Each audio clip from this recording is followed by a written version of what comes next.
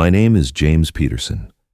I'm 64 years old, and until 3 months ago, I believed I had raised my only son well.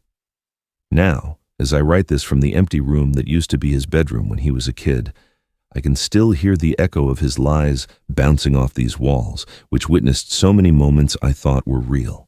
Before we continue, please subscribe to the channel and hit that notification bell because we have new stories every day. Give us a like and tell us in the comments what city you're listening from. It was a rainy Tuesday in September when Michael showed up at my door unannounced. I hadn't seen him in 2 months, not since his 32nd birthday, when he arrived late to his own celebration and left early, claiming he had work. That September afternoon, he arrived soaked, his eyes red and his hands shaking. For a moment, I saw him again as the 8-year-old boy who used to come home crying from school because the other kids made fun of him for not having a mother. "Dad," he said from the doorway, and in that single word, there was a desperation that cut right through my soul. "I need your help." I let him in, gave him a towel, and made some coffee. We sat in the kitchen where we had shared so many silent breakfasts after Mary, my wife, passed away when he was just 6 years old. Michael held the mug with both hands, as if the warmth could give him the strength to speak. "I'm in trouble, Dad, big trouble." My heart sped up. Drugs, gambling debts, trouble with the law. My mind raced through every parent's worst nightmare. "I'm 3 months behind on rent," he continued, tears rolling down his cheeks. "The company I worked for went under 4 months ago. I didn't tell you because I was embarrassed.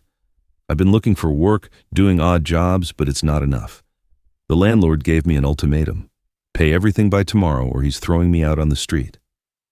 "How much?" I asked, though I already knew I would give him whatever it was. $12,000, 3 months of back rent plus the deposit I'll lose if I get evicted." It was almost everything I had saved. The savings from 40 years of working at the furniture factory, the money I religiously put away for my old age, so I wouldn't be a burden when I could no longer work. But looking at my son, my only son, the boy I raised alone after cancer took Mary, I didn't hesitate. "It's okay," I said, getting up. "I'll go get the money." "Really?" His eyes lit up with something that, at the time, I interpreted as relief and gratitude. Now I know it was something else. I went to my bedroom and opened the small safe I kept hidden behind the closet. I counted the bills carefully. $12,300, everything I had in cash. There were a few bucks left in the bank to get me through the end of the month, but this was my entire safety net. When I came back to the kitchen, Michael jumped up and hugged me. "Thank you, Dad. I'll pay you back, I swear. As soon as I find a stable job, every single cent." "Don't worry about that," I said, hugging him back. "That's what dads are for." He stayed for dinner. For the first time in months, we shared a full meal. He talked about his plans, about job interviews he had lined up, about how he was going to get back on his feet. I listened, feeling useful, needed. At 64, with retirement just around the corner and my health starting to fade, I could still protect my son. He left around 11 that night. From the window, I watched him get into his old car, that 2008 Honda Civic that always looked like it was about to fall apart. "I'll pay everything tomorrow and finally breathe," he said before he left. "I love you, Pop. I love you too, son." That night, I slept with the clear conscience of having done the right thing. My son needed me, and I had been there for him, just like when he was little and had nightmares after Mary died. Just like when he needed braces, and I worked double shifts for a year to pay for them. Just like when he wanted to study business administration, and I paid every tuition bill, even if it meant me eating rice for weeks. The next morning, I woke up early, as always. I made my coffee and sat on the porch to watch the sunrise. At 8, I went out to do the day's grocery shopping. With the little money I had left, I was counting every penny. I bought the essentials, bread, milk, some vegetables, no luxuries. But it didn't matter. My son was safe. It was on my way back walking down the main avenue that my life changed. I was passing the Toyota dealership, that glass and steel building that always seemed like a monument to consumerism. And there I saw him. My son, my Michael, getting out of a brand new pearl white Corolla Cross, holding paperwork in his hand and wearing a smile I hadn't seen in years. I froze on the sidewalk. My mind tried to process what my eyes were seeing, but it couldn't. There was my son, the one who was crying about back rent yesterday, signing papers next to a salesman who was patting him on the back, congratulating him. I pulled out my phone with trembling hands and called him. I saw him look at the screen, hesitate for a second, and then answer. "Hey, Dad, what's up?" "Michael." My voice barely came out. "Did you pay the rent?" There was a silence. Long, eternal. "Look, Dad." His voice had changed completely. There was no desperation, no tears. It was cold, calculated. "You're almost dead anyway. You don't need any more money. I do. I have my whole life ahead of me. Consider it an early inheritance." The line went dead. I just stood there on that sidewalk for I don't know how long, the phone still pressed to my ear even though the call had ended. People walked past me, some giving me worried looks, but I was frozen. My son, the boy I had raised alone, had just told me I was almost dead and didn't need my money. The salesman at the dealership ceremoniously handed him the keys. Michael took them, smiling, pressed the button, and the Corolla's lights flashed. A $40,000 car. My son, who yesterday was crying over $12,000 for rent, had just bought a car that cost more than I had earned in the last 3 years. I walked into the dealership without thinking. The air conditioning hit me like a cold slap. The salesman who had helped Michael approached me with his professional smile. "Good morning, sir. How can I help you?" "The young man who just left," I said, trying to keep my composure. "Did he just buy that car?" The salesman looked at me strangely but kept his smile. "I'm sorry, sir. I can't give out information about our clients." "He's my son." The smile wavered. "Oh, well, you must be very proud. Your son paid 30% as a down payment and financed the rest. Excellent deal. 30% down. $12,000. Exactly what I had given him yesterday." I walked out of the dealership like a zombie. I walked home without seeing, without feeling anything but an empty void in my chest where my heart used to be. When I got there, I sat on the armchair where Mary used to knit while we waited for Michael to come home from school. If she were alive, none of this would have happened. I tried calling him again. He didn't answer. I sent a text. "We need to talk." No reply. Over the next few days, I tried to understand what had happened, at what point my son had turned into this. I replayed every year, every decision. After Mary died, I poured everything I had into Michael. I worked at the factory by day and did carpentry jobs on the side at night. All so he wouldn't lack anything, so he wouldn't feel his mother's absence, at least not in material things. Maybe that was my mistake. I gave him everything. I never taught him the value of hard work, because I didn't want him to suffer as I had when I was young. As the son of immigrants, I started working at 14. I didn't want that for Michael. I wanted him to study, to be someone, to have the opportunities I never had. On the third day, I went to his apartment, the same one he supposedly owed 3 months' rent on. The building super Mike had known me for years. "Mr. Peterson, good to see you. Here to see Michael." "Yeah, Mike. Tell me, do you know if Michael's had any trouble with the rent?" Mike looked confused. "Trouble? Not at all. Michael always pays early. In fact, last month he paid for 6 months in advance. The landlord was thrilled." 6 months in advance. Last month, when he was supposedly unemployed for 4 months. "Mike? Is Michael still working at the same place?" "Of course, at that big multinational tech company. They just promoted him to regional manager a while back. That's why he got the new car, I guess. I saw it this morning. Sweet ride." I went up to the apartment. I rang the bell, but no one answered, even though I could hear voices inside. I kept ringing until the door finally opened, but it wasn't Michael. It was a young blonde woman wearing a silk nightgown that clearly wasn't for receiving guests. "Yes? I'm looking for Michael. I'm his father." Her expression changed. "Oh, you must be the famous James. Michael's not here. He's at the gym, but come on in. He'll be back." I stepped into an apartment I didn't recognize. New furniture, a giant TV, a sound system that must have cost a fortune. Nothing like the modest apartment I knew. "I'm Jessica," the woman said, pouring herself a glass of wine at 10 in the morning. "Mike's girlfriend, though I'm guessing he never mentioned me." I didn't know he had a girlfriend. She laughed, but there was no humor in it. 2 years now. But you know Mike, he's very private about his family. Says his dad is really conservative, that you wouldn't understand his lifestyle." "What lifestyle?" You know, the trips, the parties, the spending. Mike says you're one of those old-timers who hides money under the mattress and eats rice to save a buck. No offense. Every word was a stab. This is how my son saw me. This is how he talked about me. You must be proud, though, Jessica continued. Mike's a huge success.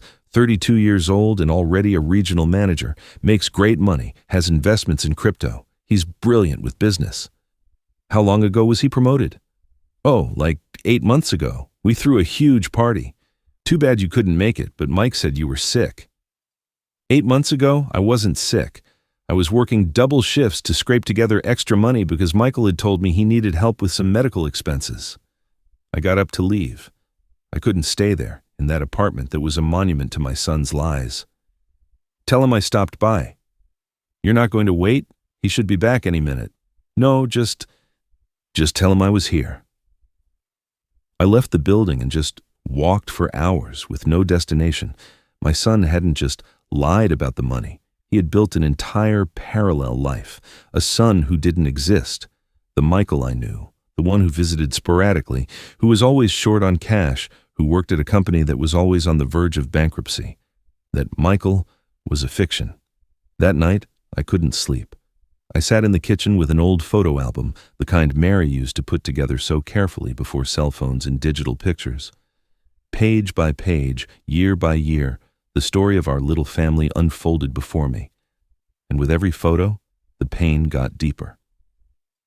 There was Michael at 6, on the day of Mary's funeral. His little face so serious, not quite understanding why Mom wasn't coming back. I was kneeling beside him, promising him that everything would be okay, that Dad would always take care of him. I'd kept that promise, down to the last cent, to the last drop of sweat, the photo of his first communion. I had worked 3 months of overtime to pay for the new suit he wanted, just like his friend Luke's, the hardware store owner's son. I don't want to look poor, Dad, he had told me. And I made sure he didn't, even if it meant I wore the same worn-out shoes for another year, his high school graduation. He was top of his class. I was crying with pride as he received his diploma. Afterward, the celebration dinner at that expensive restaurant downtown that he had picked out.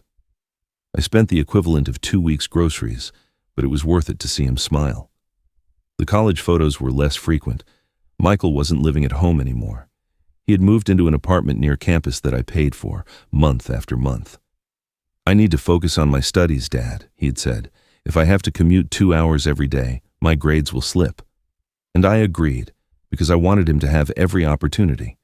I found the receipts I obsessively kept, tuition payments, 5 years, paid without a single late fee, textbooks, supplies, a new laptop when he said he needed one for his programming classes, study trips that I now suspected were probably just spring break vacations with friends.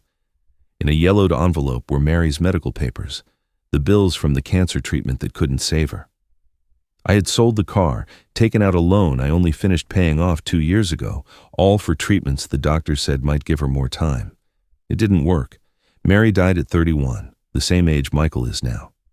Take care of our baby, were her last words. Promise me you'll always take care of him. And I did. God knows I did. Maybe too much. I remembered when Michael was 15 and wanted to go on the senior trip to Florida. It cost a fortune, but all his friends were going. I worked the night shift at a bakery for 6 months. I'd get home at 5 a.m., sleep for 2 hours, and then go to the factory. Also, my son wouldn't feel like less than the others. When he came back from the trip, he barely thanked me. Lavers. It was fine, was all he said. I later found pictures on Facebook of him in clubs, drinking champagne, surrounded by kids I knew were the children of businessmen and successful professionals. My son, the factory worker's son, rubbing elbows with the elite, all thanks to my sacrifice. At 23, when he graduated, he told me he'd gotten a job at a small startup. The pay was low, but it was experience. I helped him with $300 a month so he could make ends meet. It's an investment in the future, Dad, he'd say.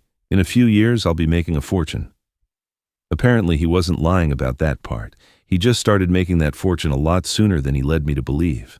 The phone ringing snapped me out of my memories. It was Michael. Dad, they told me you went to my apartment. I did. I met Jessica. Silence. It's not what you think, he started. It's not that you've been lying to me for years, that you stole my life savings while you had a successful job and paid 6 months of rent in advance. You don't understand. I have expenses, commitments. I needed that money for the car. It's an investment. Image is important in my line of work. And what about my expenses, Michael? My retirement? My health? Is that not important? Oh, come on, Dad. Always with the melodrama. You've got your retirement set. You've got health insurance. You're not going to starve. You already told me. I'm almost dead anyway, right? I said that because I was angry. I didn't mean it. Yes, you did. And you're right. I'm 64. My diabetes is catching up with me. My blood pressure is higher every year. All those years of physical labor destroyed my back. I probably don't have many good years left. Dad, but that doesn't give you the right to steal from me, son, because that's what you did. You didn't borrow money. You stole it. You looked me in the eyes. You cried, and you stole from me. I'll pay you back, I laughed, a bitter laugh that I didn't recognize as my own. No, Michael, you won't pay me back, because it's not the money you took from me. It's the faith that I did something right as a father. It's the certainty that all my sacrifice was worth it. It's the image of the son I thought I had. You can't pay that back with cash. You're exaggerating. You're making this huge scandal over $12,000. And there it was, the final confirmation. My son didn't understand. To him it was just 12,000. To me it was 40 years of work, of sacrifice, of choosing between medicine and food, of wearing the same clothes for decades. After I hung up with Michael, something inside me changed. The initial pain, that sense of betrayal that had paralyzed me, turned into something colder, more calculated. If my son thought I was almost dead, just a helpless old man waiting for the end, he was very mistaken. I had survived poverty, I had survived Mary's death, I had survived raising a son alone. I would survive this too, but not without consequences. First, I visited my old friend, Robert Miller, a retired lawyer who'd been my coworker at the factory before he went to law school at night. We still met to play poker on Sundays at the community club. Robert, I need your help, I said after telling him the whole story. Robert let out a low whistle. Your kid is a son of a bitch, James. Forgive my language, but it's the truth. Now, what can we do legally? Robert adjusted his glasses, that gesture he always made when he was thinking. Look, the money itself is tough. You gave it to him willingly. There's no contract, nothing in writing. But there are other things you can do. We spent the afternoon designing a strategy. Robert made calls, looked into things. We discovered some very, very interesting things. First, the company Michael worked for, a multinational tech corporation with very strict policies on ethics and conduct. An employee who defrauds his elderly father would not be looked upon kindly. Robert had a contact in their HR department. Second, the car. The loan was in Michael's name, but he had used my address as a reference, a mistake that could be exploited. Third, and most importantly, I wasn't the poor, broke retiree Michael thought I was. I had worked at the furniture factory for 40 years, yes, but I had also been a co-owner. Mr. Henderson, the original owner, had sold me 25% of the shares over the years. I never mentioned it at home, because Mary always said we should be humble, not show off. After she died, I just kept it a secret. It was my nest egg. The factory was now worth almost $2 million. My share was $500,000. Michael had no idea. But there was more. The house we lived in when Michael was a kid, the one I supposedly sold to pay Mary's medical bills. I had actually put it into a holding company I shared with Robert. It was a modest house back then, but the neighborhood had gentrified. It was now worth $300,000. The rent we'd been collecting, I'd been saving for 20 years. Another secret even Mary never knew. Your son thinks you're a poor old man, Robert said, looking over the papers. You're set to leave him almost $1 million and the fool has no idea. Not anymore. What? He's not inheriting anything. I want to change the will. Robert looked at me, serious. Are you sure? He's your only son. The son I thought I had died the day he stole from me. This Michael is a stranger with my last name. We got to work. The new will would be airtight, incontestable. Everything would go to a foundation for orphaned children. except for a symbolic sum, $12,000 for Michael, the exact amount he stole, with a letter explaining why. But that was just the end game. First, Michael needed to learn a lesson. The following Monday, I called Michael's company. I asked to speak to the corporate ethics department. I identified myself as an anonymous whistleblower. I told them about a regional manager who was defrauding elderly people, including his own father. I mentioned I had proof, messages, bank records, recordings. It wasn't a lie. I'd started recording all our conversations. On Tuesday, Robert spoke to his contact at the bank where Michael got the car loan. Casually, using a false reference address on a loan application was, in fact, fraud. An investigation would be opened shortly. On Wednesday, I visited Jessica. Michael's girlfriend received me with surprise, but she was cordial. For 2 hours, I told her the truth about Michael, not just about the money, but the lies about me, about our family. I showed her pictures of him as a kid, the receipts for everything I'd paid for, Mary's medical bills. He told me you abandoned him when he was a teenager, Jessica said, with tears in her eyes, that he practically raised himself. I left her my number. When you want to know more truths about Michael, call me. On Thursday, I went to the community club, where several of the fathers of Michael's old high school buddies still met. I told my story. By Friday, the whole old neighborhood knew what the successful Michael Peterson had done. But the masterstroke came on Saturday. Robert had discovered that Michael was about to close a major business deal with some investors, a real estate development where he was putting in his savings plus a loan. The final meeting was on Monday. Robert knew one of the investors. He told him the story. A guy who rips off his own elderly father, he said, is not someone you can trust in business. Meanwhile, Michael was living his life, oblivious to the storm that was gathering. He was still going to the gym, driving his new car, living the successful life he had built on the bones of my sacrifice. On Sunday, I sat on my porch and waited. It was only a matter of time. The house of cards that was my son's life was about to collapse, and when it did, when he lost everything, when he needed help, I wouldn't be there, because according to him, I was already almost dead. It was time for him to experience what life is like when your father is truly gone. On Monday morning, I received an unexpected visitor. It was Mr. Henderson, my old boss and partner at the furniture factory. At 82, he was still an imposing man, with sharp blue eyes that could see right through a lie. "James, I heard about your boy," he said, sitting in my kitchen with the familiarity of a 40-year friendship. "Robert told me everything." "Not much to say, Mr. Henderson. I raised a stranger." Mr. Henderson shook his head. "No. You raised a son in a world that rewards snakes and punishes honest men. The kid got lost, but it's not all on you."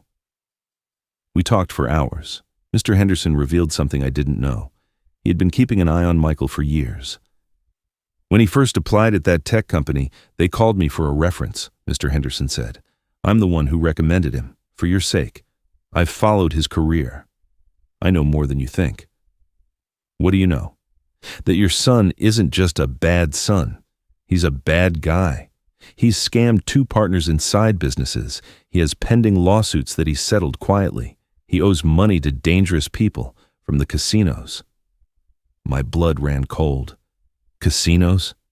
Your son's a gambling addict, James. He makes good money, but he spends more. That's why he needed your cash. It wasn't just for the car. He owes almost $50,000 to people who don't take IOUs." The world I thought I knew was still crumbling. My son wasn't just a liar and a thief. He was a compulsive gambler, in debt to dangerous people. "There's something else," Mr. Henderson continued. "I'm here to make you an offer. I want to buy your share of the factory." "Mr. Henderson, that's my retirement. I'm offering you $700,000, $200,000 more than it's worth. But with conditions." "What conditions?" "The money goes into a trust fund that Robert and I will manage. It will give you a monthly income of $5,000 for life. When you pass, whatever's left goes to the Orphans Foundation, not to Michael." "Why would you do this?" "Because you're my friend, because Mary was like a daughter to me, and because your son doesn't deserve a single cent of your hard work." I accepted. That same afternoon, we signed the papers at Robert's office. $700,000, protected, generating income, and untouchable by Michael. On Tuesday, my son's collapse began. He got a call from HR at his company. There was an investigation into improper conduct. He was suspended with pay pending the investigation. On Wednesday, the bank notified him of the irregularity in his loan application. He had 72 hours to clarify the situation, or they would begin legal action. On Thursday, Jessica left him. She called me, crying, to tell me. I asked him about everything you said. He denied it at first, but then he admitted some of it. I can't be with someone like that, Mr. Peterson. I just can't. On Friday, the investors for the real estate deal pulled out. Michael lost his reservation deposit, $20,000 he had scraped together. That's when the calls started. The first one was at 2 p.m. Dad, I need to talk to you. His voice no longer had that arrogance. I didn't answer. He called again at 3, at 4, at 5. He left increasingly desperate voicemails. Dad, please. Weird things are happening. I need your help. Dad, I know you're mad, but this is serious, please. Dad, they suspended me from work. I don't understand what's going on. At 8 o'clock that night, he came to the house. He banged on the door for 20 minutes. I was inside, sitting in the dark, listening. I didn't open it. I know you're in there, he yelled. I can see your shadow. Please, Dad, I need you. The irony. He needed me. The son who told me I was almost dead and didn't need money now needed me. He left after an hour, but came back first thing Saturday morning. This time, he wasn't alone. There were 2 men with him, big guys, the kind who don't need to talk much to be understood. Old man, open up, Michael said. I need to get inside and get something. I called the police. They arrived in 10 minutes. The 2 men left before the cops got there. Michael stayed, arguing with the officers. It's my father. I have a right to go in. Not if he doesn't authorize it, sir, and Mr. Peterson says you're not welcome. From the window, I watched him walk away, defeated. But the calls continued. Sunday, 32 calls. Monday, 18. Tuesday, 26. On Wednesday of the second week, I got a text message. Dad, I've lost everything. I got fired. They're repossessing the car. I owe money to dangerous people. Jessica left me. I know I screwed up. I know I hurt you, but I'm your son. Your only son. Please, help me one last time. I'm begging you. I didn't reply, but that night, for the first time since this all began, I cried. I cried for the son I had lost, for the little boy he once was, for Mary, who wasn't here to see what our baby had become. But I didn't give in, because some lessons can only be learned when you hit rock bottom. And Michael hadn't hit bottom. Not yet. The third week after the car incident was when Michael's life began to unravel in spectacular fashion. I watched from the shadows, getting reports from Robert and Mr. Henderson without intervening. It was like watching a building implode in slow motion.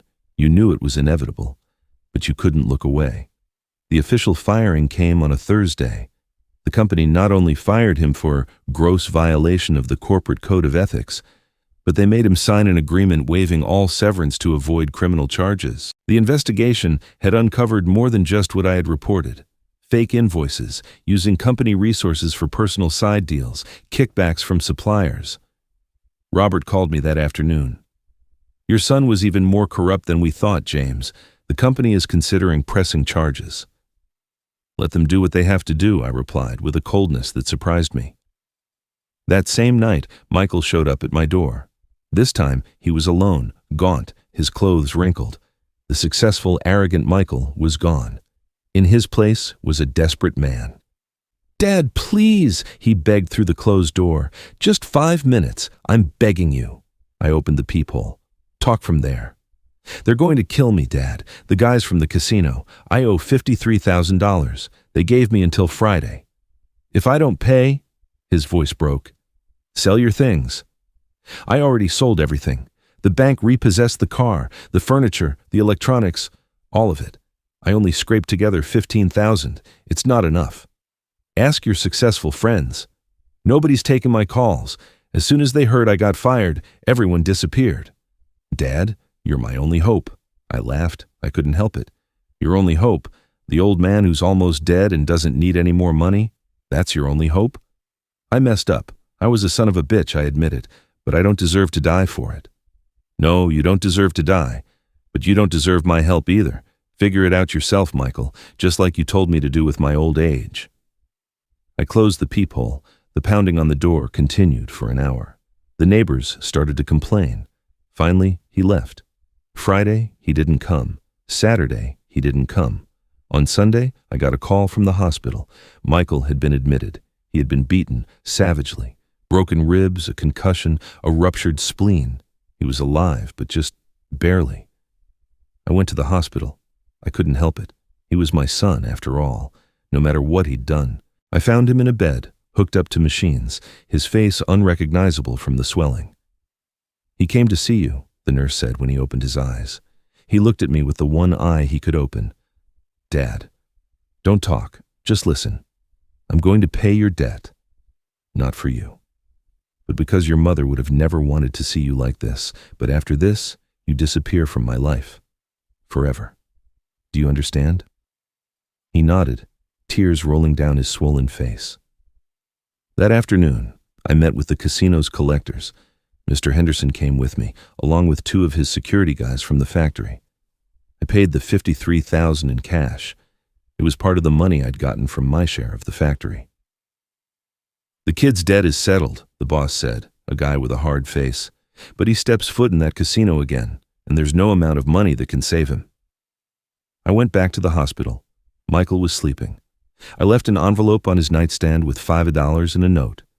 To start over, somewhere far away. Don't look for me. Don't call me. You are dead to me, just as I was apparently almost dead to you. The difference is, my death was a lie. Yours, to me, is real. There is no inheritance. There is no family home. There is no father. Use this money wisely. It's the last thing you will ever receive from me, in life or in death.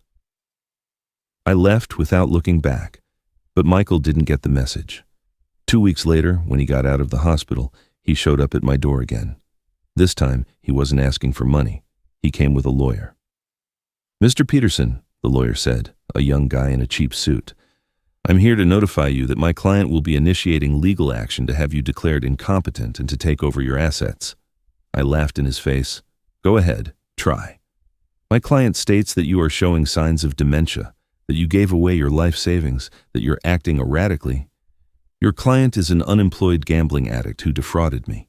I have proof, recordings, witnesses, a team of doctors who will certify my perfect mental health, and the best lawyer in the city.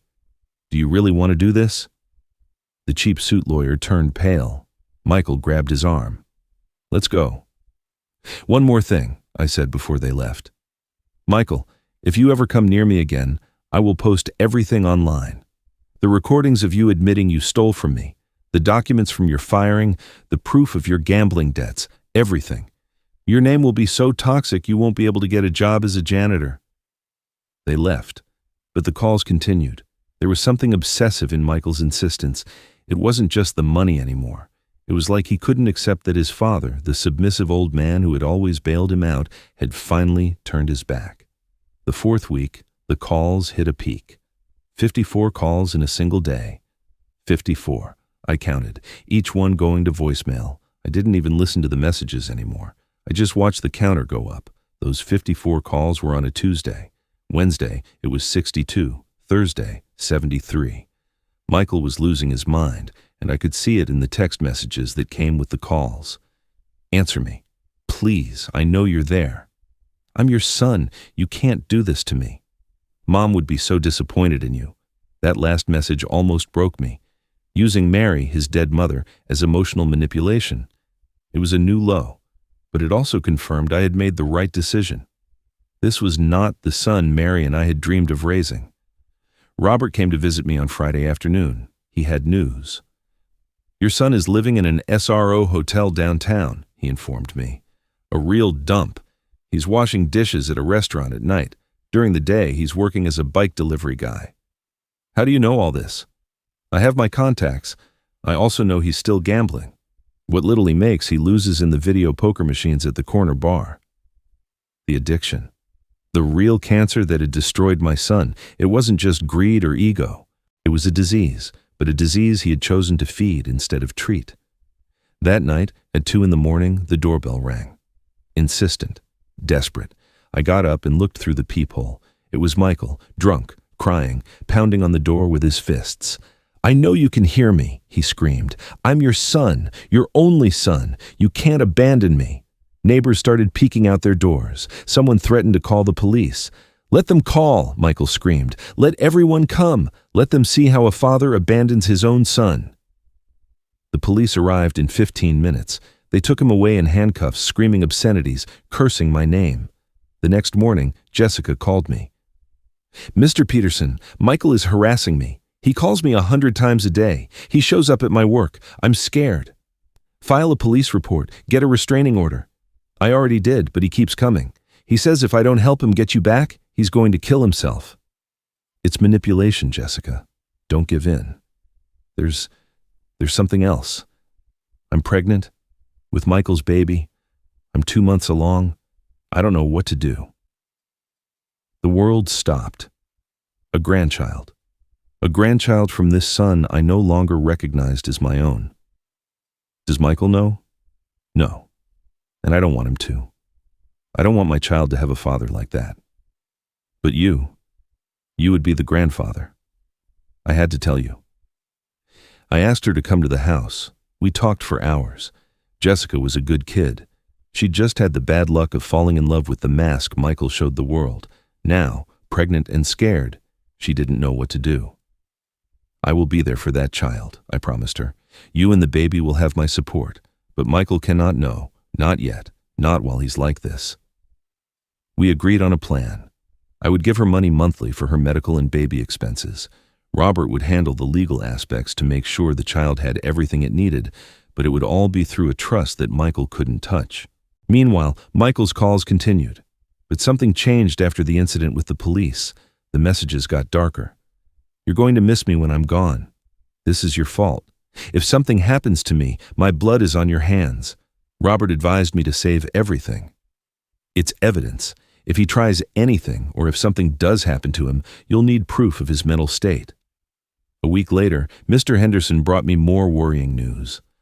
Michael's borrowing money from local loan sharks. He's telling them his father's a millionaire, that as soon as you die, he inherits everything. He already owes them about $3,000. But he's not inheriting anything. They don't know that, and when they find out, I didn't need him to finish the sentence. The neighborhood loan sharks weren't like the casino. They didn't just break your ribs, they made you disappear. That night, I made a decision. I called Michael. He picked up on the first ring. "Dad? Listen to me, because this is the last time we're speaking. There is no inheritance. I sold my share of the factory. The house is in a trust. All the money is going to charity when I die. I've left specific instructions. You get nothing. Nothing. Go tell that to your loan sharks." "No, that can't be. You're lying." "The papers are signed and filed. You can check with any lawyer. I donated everything to the Mary Peterson Foundation in honor of your mother. They'll help orphaned kids, kids who will appreciate the help more than you ever did." "You son of a bitch, you ruined my life."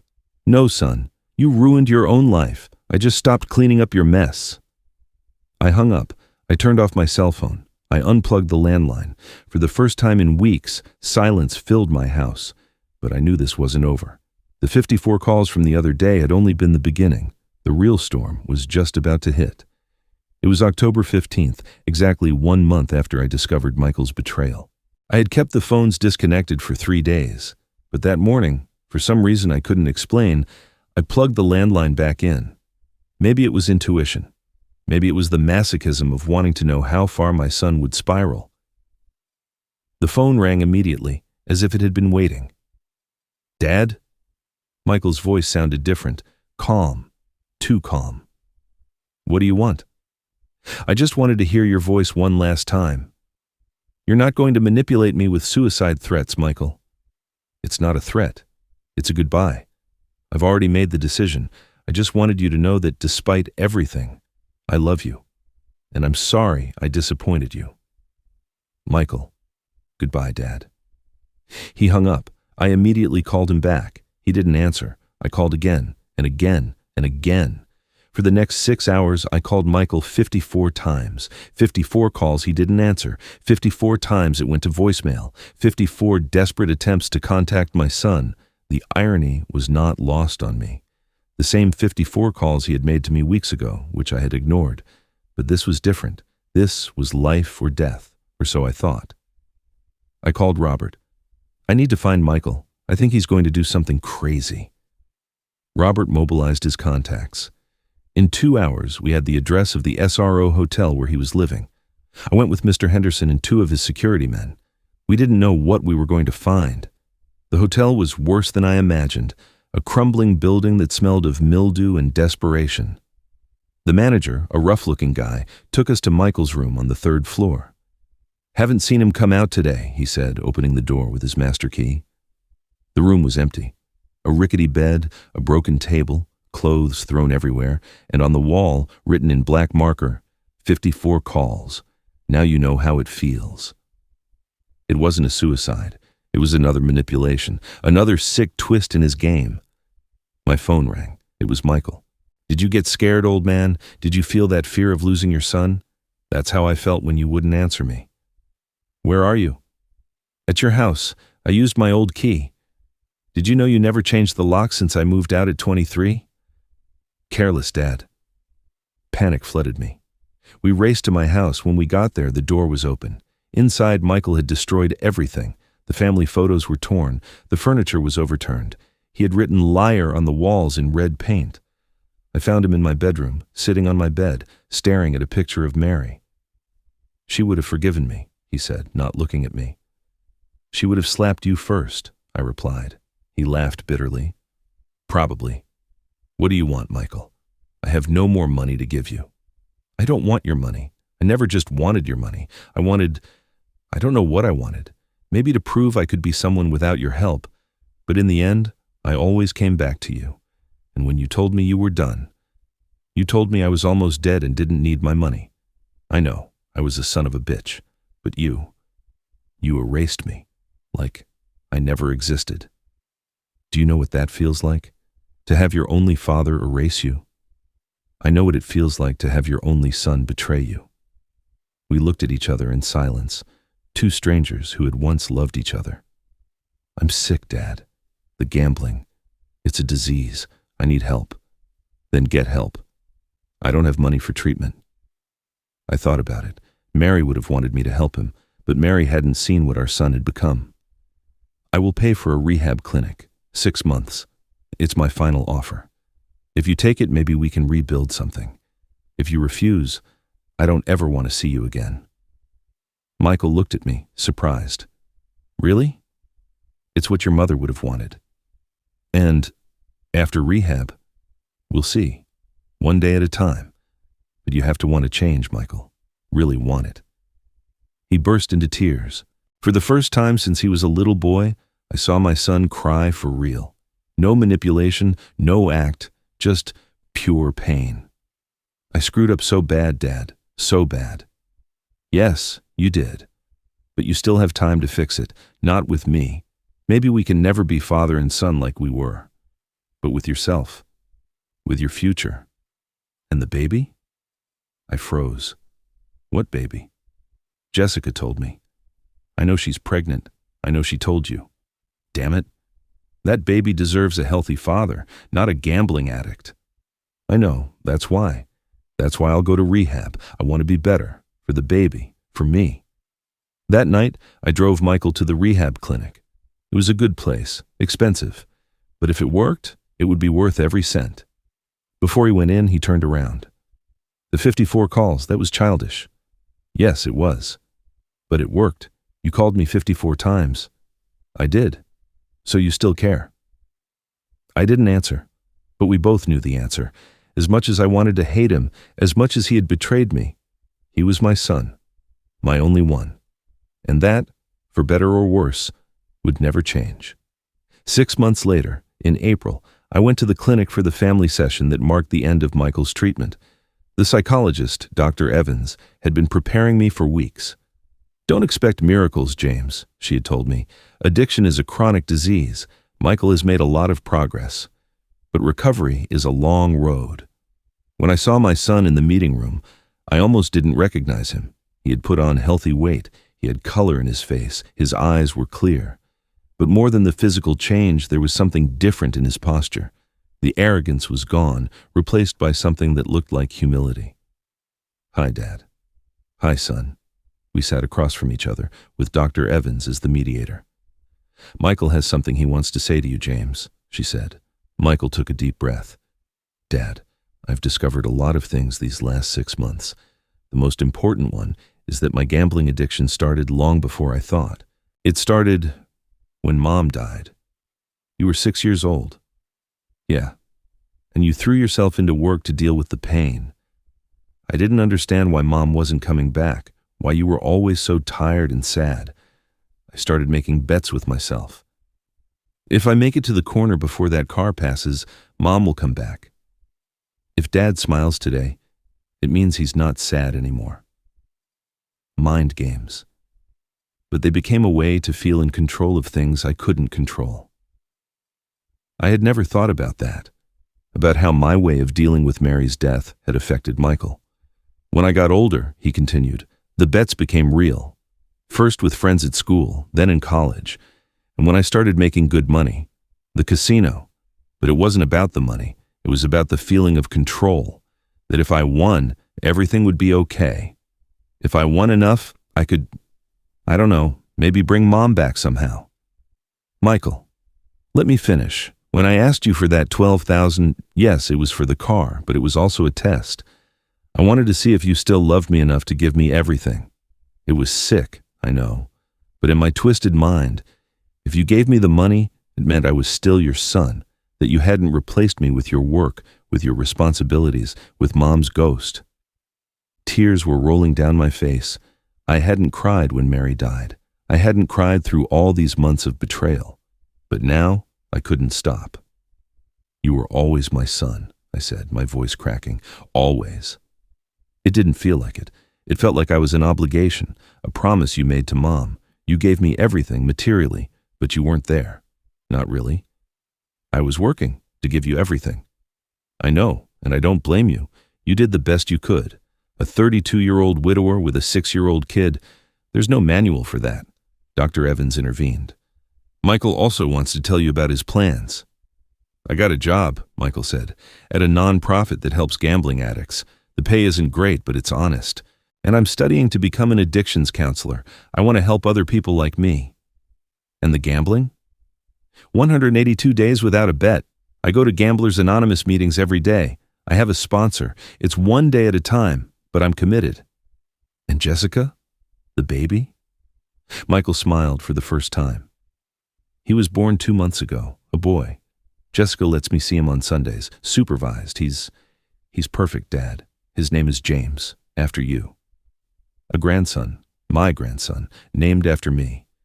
Jessica doesn't trust me yet, and I get it," Michael continued, "but I'm working to earn that trust, to be the father that baby deserves." "Do you need money?"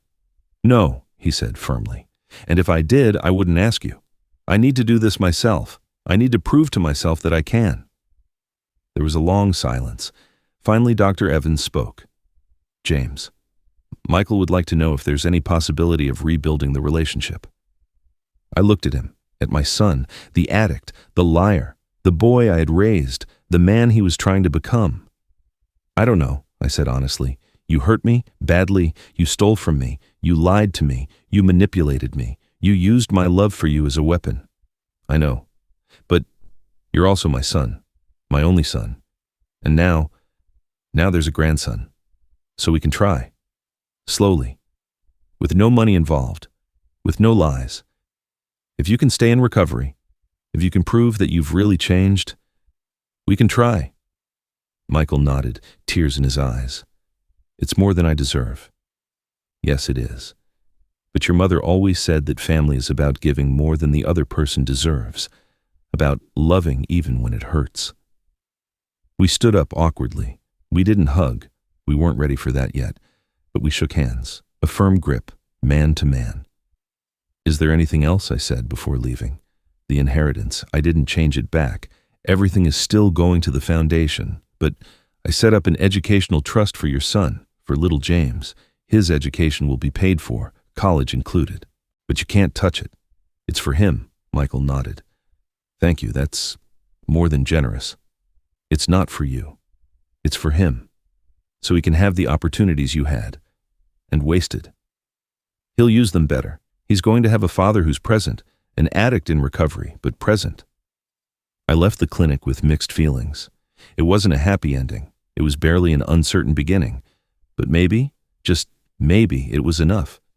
2 years have passed since that day at the clinic. I'm writing this from my new apartment, smaller than my old house, but warmer. On the mantel over the fireplace, there's a picture of little James on his 2nd birthday, smiling with that innocence only children who haven't known betrayal can have. Michael has kept his word. 800 days without a bet as of today. He works at the nonprofit Monday through Friday and takes classes on Saturdays. Sundays are for his son. He and Jessica never got back together, but they've managed a respectful co-parenting relationship. She found a good man, an engineer who adores little James. Michael accepted it with a maturity I'd never seen in him. We see each other once a month, Michael and I. We have lunch at a modest diner downtown. We talk about his work, his studies, the baby. We don't talk about the past. We don't talk about money. We are building, brick by brick, a new relationship. Not the one we had, but one between two men who share blood and a complicated history. Today, however, is a special day. Robert is waiting for me at his office with important documents. I walk in and find him looking serious, more formal than usual. James, your health? I know, Robert. The doctors gave me 6 months, a year max, pancreatic cancer, the same thing that got my father, genetic irony. We need to update the will, Robert says. Nothing to update. It all goes to the foundation. Are you sure? Michael has changed. Michael doesn't need my money. He said it himself. He needs to prove he can do it on his own. I sign the papers. The $700,000 will go to the Mary Peterson Foundation when I die. Little James's educational trust is already separate and funded. Michael will receive only one thing: a letter. I wrote it last night, knowing this day would come. Son, if you're reading this, it's because I'm gone. I'm not leaving you money because money poisons everything it touches when it's not earned honestly. I proved that by giving you everything and watching it destroy you. Your addiction proved it by using money as fuel. But I'm leaving you something more valuable, the chance to be a better man than I was, to be the father I failed to be because I was too busy working, to be present for your son in a way I wasn't for you. Little James will have his education secured, but everything else will depend on you, on your work, your effort, your presence. Don't make my mistake of thinking that providing things is enough. A son needs a father, not an ATM. The foundation in your mother's name will help hundreds of orphaned children, kids who weren't as lucky as you were to have a father at all, even an imperfect one. I hope you understand that this is a better legacy than any inheritance. I forgive you, Michael, for the lies, the theft, the betrayal. I forgive you because I've realized that I failed you too. Not out of malice, but out of absence. Not with intent, but with emotional neglect. But more importantly, I forgive myself for not knowing how to be a better father, for thinking money could replace time, for not seeing your pain behind your demands. Be the father we both wish I had been. Be the man I know you can be. You're already proving it. Your father, who loved you even when he didn't know how to show it, James. I leave Robert's office with the signed papers. In the park across the street, Michael is playing with little James. They don't know I'm watching. My son tosses the toddler into the air and catches him, both of them laughing. It's an image I never had with Michael when he was little. I was always working. My phone rings. It's Michael. Dad, we're at the park with JJ. Want to come by? I look at the screen. No missed calls before this one. Just one, direct with no desperation. A genuine invitation. I'm on my way, I reply. I walk toward them with difficulty. The cancer is already taking its toll. But I make it. Little James runs toward me on his clumsy toddler legs. Grandpa! Grandpa! I pick him up with what little strength I have left. Michael watches me, and I see something in his eyes I haven't seen in years. peace. You look tired, Dad. I'm fine, just old. Not that old. You can still lift this giant. The three of us sit on a bench. Little James plays at our feet with some toy cars. Michael and I watch the sunset in silence. Dad, he says suddenly, I know I have no right to ask you for anything else, but if you could give me one last piece of advice. About what?